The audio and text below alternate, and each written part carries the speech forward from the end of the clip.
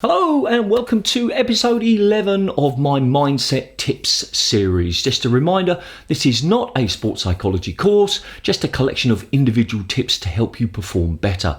They're primarily focused on squash, but they can be used for other sports. They could even be used for business, academia, or even performance arts. On the screen at the moment are the 4 tips that I'm going to be talking about in this episode, along with the times that they start. Down the bottom in the progress bar are YouTube's chapter dividers, and in the text description are quick jump links.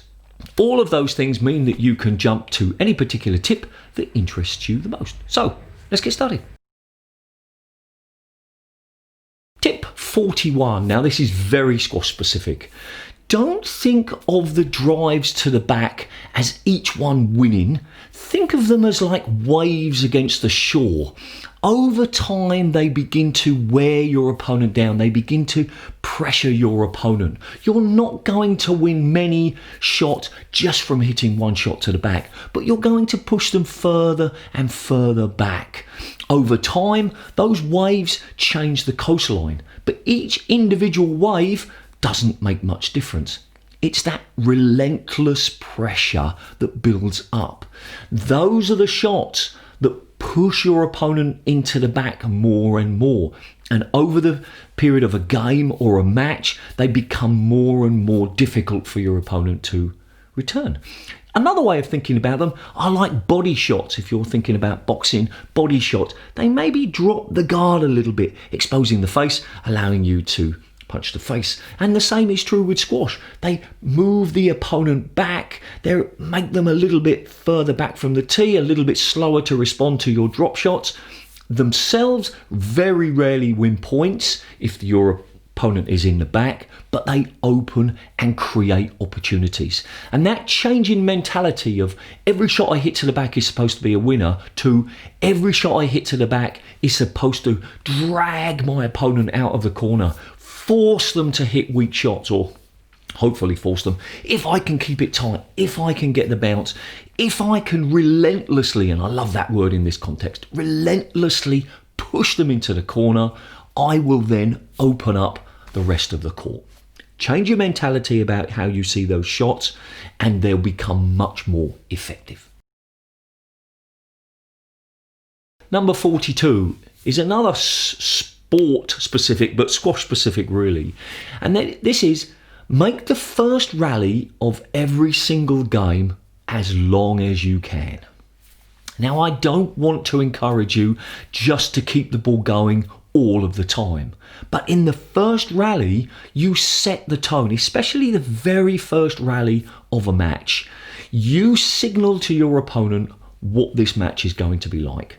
And if you are mentally and physically prepared for this really long rally, then you can show your opponent, this is not going to be easy.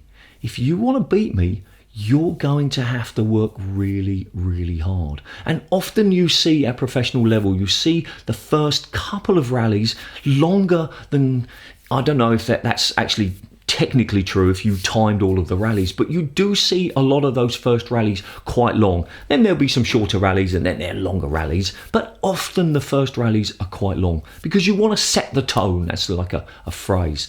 And what you'll do is you'll build up your physical capacity. You'll get stronger and fitter from it. Now, you should be doing external fitness work. You shouldn't be relying on just playing squash to get fit.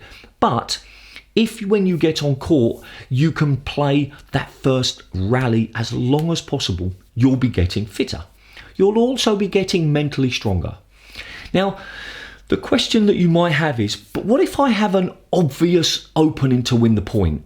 What if I leave that obvious opening and I just keep the rallies going and then I lose the point? That's a negative thing for me. And it's true. I can't deny that. And there is always a balance between whether you want to win, whether you want to improve. So a lot depends on the context. If this is the most important match of the year, then you either have to decide, do I win the point straight away or do I think of the long game? If I think of the long game, then maybe you keep it going. Probably though, if it's the most important match, if it's the final of your main tournament this year, then win the point. That's really what you're doing. But for everything else, you should maybe thinking, extend it, Get stronger physically, get stronger mentally, and make sure that your opponent knows that nothing will be easy in this match. Tip 43. Think about the time that you played the best and imagine or remember what was your mindset, what was the mentality that you had at the time. Did you even have like a persona? Because that's a whole interesting another topic, having a different persona that you step into when you play. So think about the time that you played your best. What was going through your mind? Then, before you have a match, sit down somewhere quietly and put yourself into that persona. Put yourself into that mentality, that mindset that you had before you got on court. As you were playing. So you're literally trying to be like Batman. You've got two different personas. You've got your regular persona, Bruce Wayne, walking around, having fun, laughing, and then suddenly you put on the suit, I'm Batman. I'm here to win. Or whatever, I'm just being silly now. But that focus on being a slightly different person or having a particular mindset can be so useful. And I know what works for me, and then when I get on court, I'm going to try and recreate it.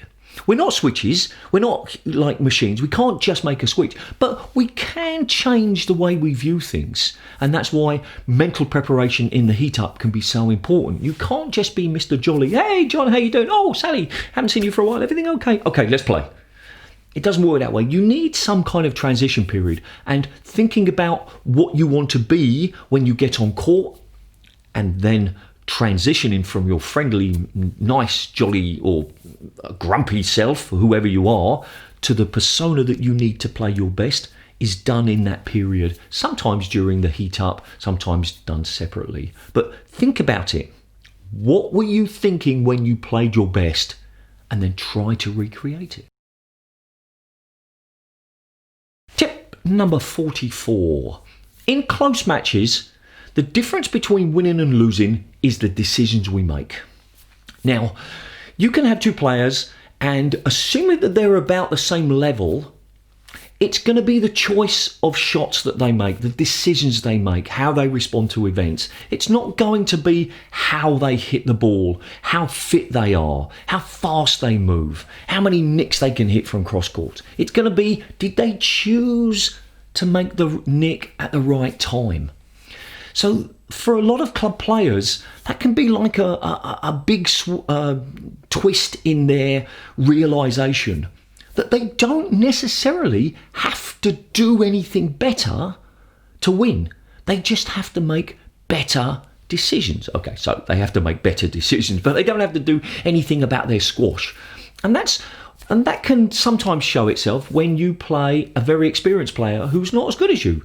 And I often, and I'm sure lots of other coaches used to do, I used to play some of my pupils with my left hand. And they were better than me than I was with my left hand, but I beat them. Why? Because I made the right choices.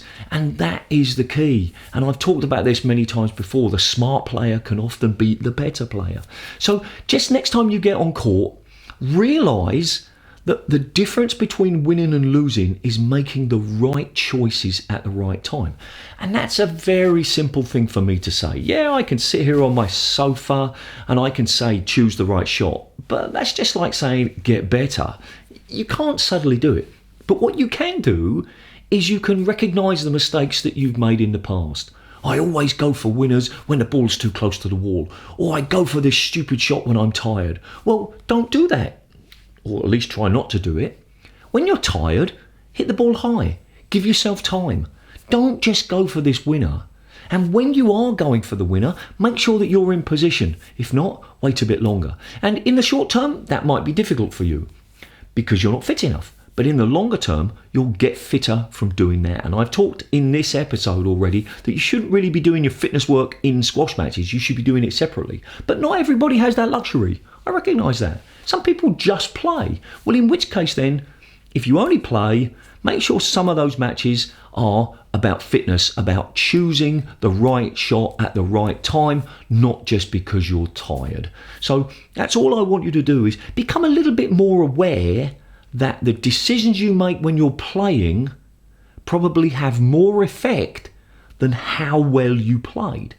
And how do you define how well you played? Well, if you're not defining it on purely winning or losing, you're defining it on, did I make the right choice? Maybe you made the right choice, and it's important for me to say this. Maybe you make the right choice, but you lose the point because you didn't play that shot very well. And actually, I'm happy about that, because it's easier to improve your technique sometimes than it can be to make the right decisions. So accept that it's not going to be easy. You might lose a few situations that you might not have lost, or a few points anyway, because you made the right decision. But ultimately, making the right decisions will benefit you in the longer term than simply going for shots because you are tired. Think of it like that. Well, there we go.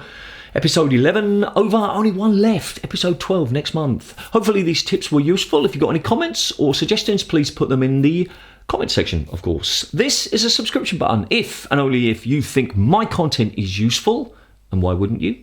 Please subscribe. Up here is a collection of all of the other mindset tips in the series, and down here is a video that YouTube thinks is a good fit for you based on what you've been watching. And remember, do something every single day to improve your squash. See ya.